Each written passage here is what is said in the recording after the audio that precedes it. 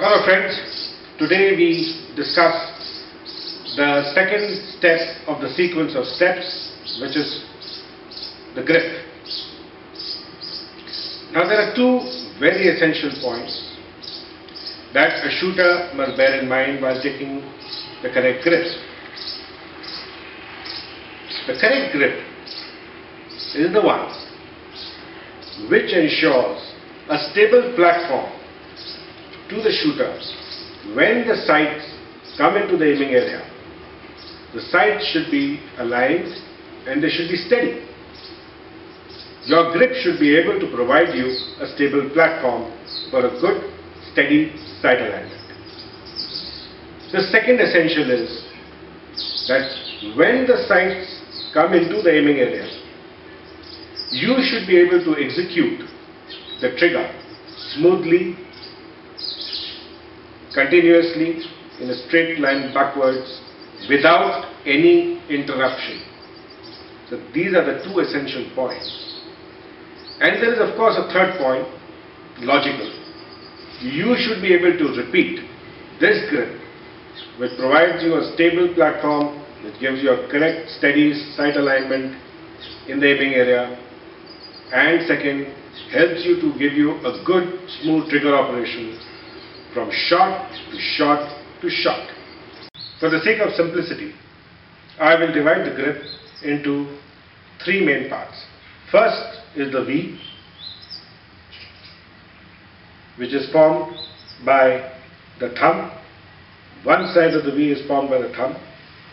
The bottom of the V is called as the web, and the third part of the V forms the base of the trigger finger.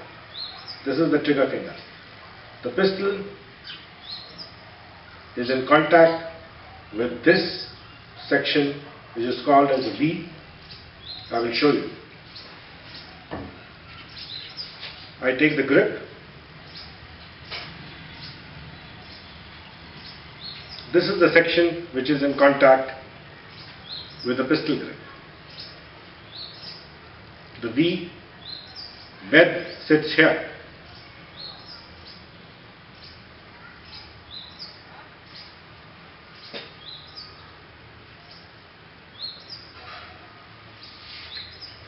The palm sits firmly into the side of the grip without any gap.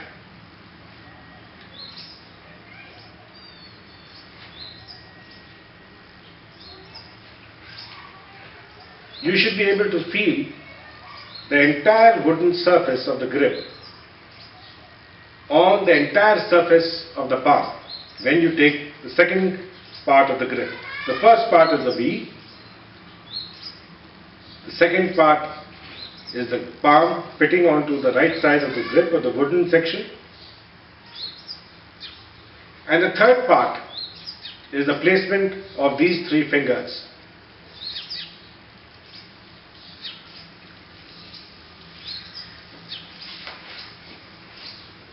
These three fingers sit on the front parts of the grip,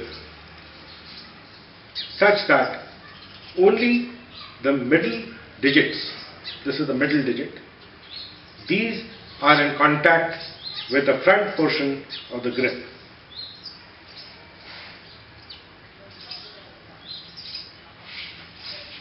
Now you will see that the fingers are coming outside the grip.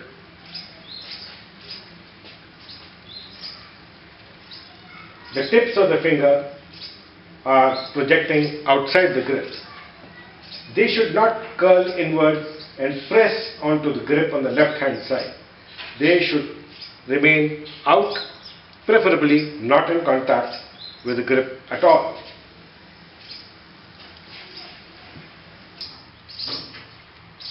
When you take the V, you must make sure that the axis of the barrel, the line of the barrel, passes through a straight line from the forearm and right through the shoulder. Watch. It forms a straight line right through the forearm, through the shoulder. Now we will speak about the trigger finger. The placement of the trigger finger on the trigger shoe. This is the trigger shoe. Now I have seen some people using the middle digit of the trigger finger for trigger operation, like this. They place the middle digit on the trigger shoe, while some use this notch for trigger operation. They place the notch on the trigger shoe, whereas others use the tip of the trigger finger for trigger operation, like this. Now, why it is recommended? It is recommended that you should use the tip of your trigger finger. The reasons are, besides the four sensory organs which help us to tell us what the world around is: the eyes for sight, the nose for smell, the ears for hearing, the tongue for taste, the touch, the tactile sense is also a very major important sensory organ. And why it is important for trigger operation is because the sensory organs are placed, this touch sensory nerves are placed at the tip of your fingers. So when you shut your eyes and you feel around, you generally feel around like this, and you can make out a lot by what signal your fingertips are giving to your brain. Now, if I touch this wall behind me, I can make out that it is rough, that it is cool. I can even make out the shape of the granular nature of the wall. So, your sensory nerves in the tips of your fingers help you to make out what is smooth, what is rough, smooth, what is cold, what is hot, what is hard, and what is soft. Now this hard and soft is very important for a trigger operation. When you take a grip,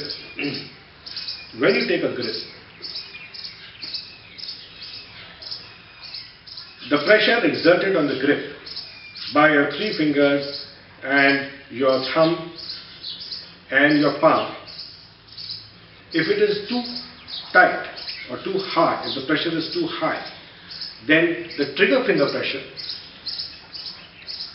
which is less than 500 grams, because the first pull is say about 100-150 grams, and the second pull may just be about 200 to 250 grams, or even more, say about 300 grams maximum. Now when you take the grip too hard, and you raise the pistol, and you start the trigger operation, if your grip is too hard,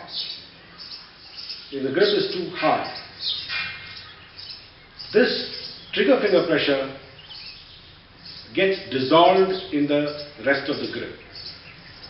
You can't make out the trigger finger pressure. It should be sharp, not dull. I'll give you an example. I'll give you a small example. Here is a glass half filled with water. I have a little salt here.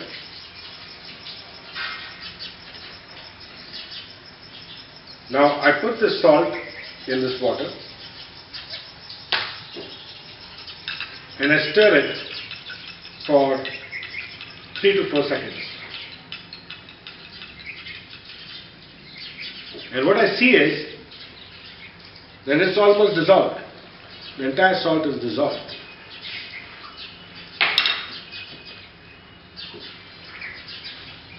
On the other hand, if I take this sugar, crystalline sugar, and I put this in this water. I stir it.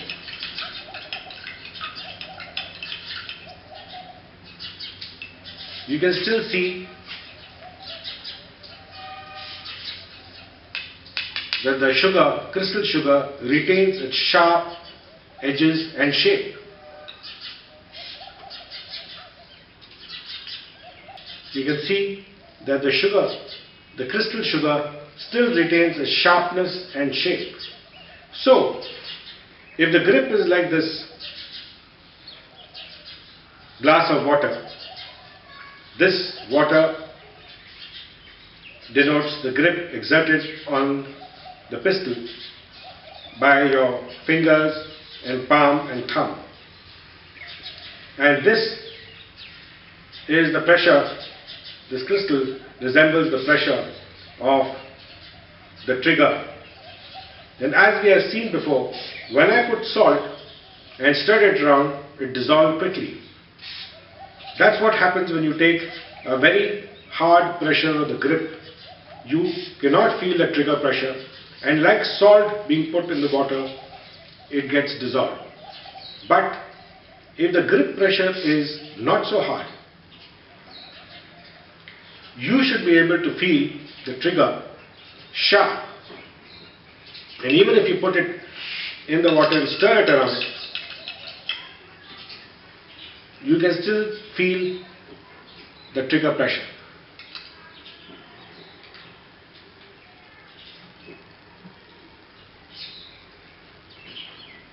When you want to take a grip, how hard you should hold your grip, how hard the grip should be, or how soft or how light your grip should be, the first thing you should do, take the grip, keep your trigger finger out. You can have a certain pressure, and on this pressure, check whether you get a steady sight alignment.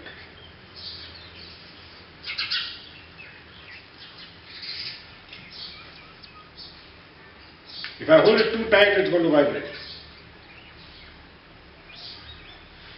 Next, you put your trigger finger pressure.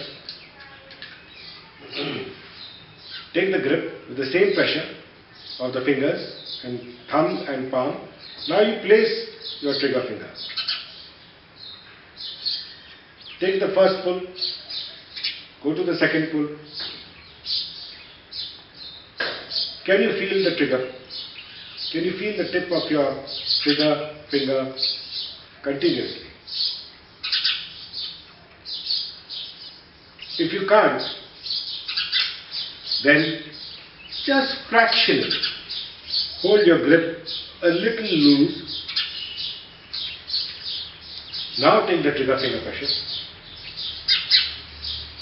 Complete the first pull. Now check. Yeah, I can feel the trigger pressure better.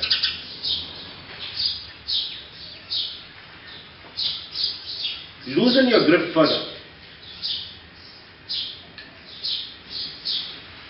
Complete the first pull. Yes, I can feel the trigger finger pressure much more. Your grip is going to evolve as you go on practicing and shooting. But these are the basics of how to take a good grip. A good grip, as I told you, should be one which should give you a good sight alignment, a steady sight alignment. And a good grip is one which facilitates good trigger operation. And for good trigger operation, it's very important that the signal from your trigger finger going to your brain should be sharp, like the crystal sugar, sharp and continuous. Now we come to the placement of the trigger finger on the trigger shoe. It should be, the tip of the trigger finger should rest right in the center of the trigger shoe. Not up, not down. There's a notch here. There's a notch here, and the tip of your trigger finger, the center of it should rest here, like so.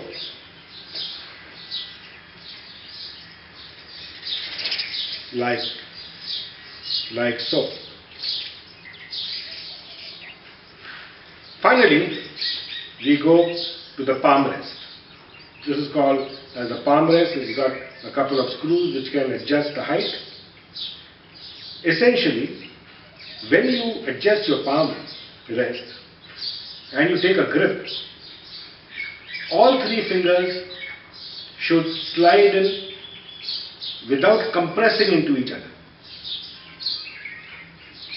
There should not be any gap between the fingers, nor should there be so much pressure that the blood circulation gets cut off. Just enough. It's in good contact with the bottom of the palm. And the idea of having a correct palm rest is that every time you take a grip, it is almost the same. Every time I take a grip, it is almost the same. That is another function which the palm rest does. It ensures that your grip is consistent from shot to shot to shot, which is one of the three conditions of a good grip. To summarize again, a good grip should be one which gives you a stable platform when the sights come into the aiming area. It should give you a good sight alignment, stable sight alignment. The second essential is that your grip should give you should facilitate good trigger operation. And the third essential of the grip is that when you take the grip, this grip should incorporate the first 2 points, a stable sight alignment, good trigger operation, along with consistent gripping from shot to shot.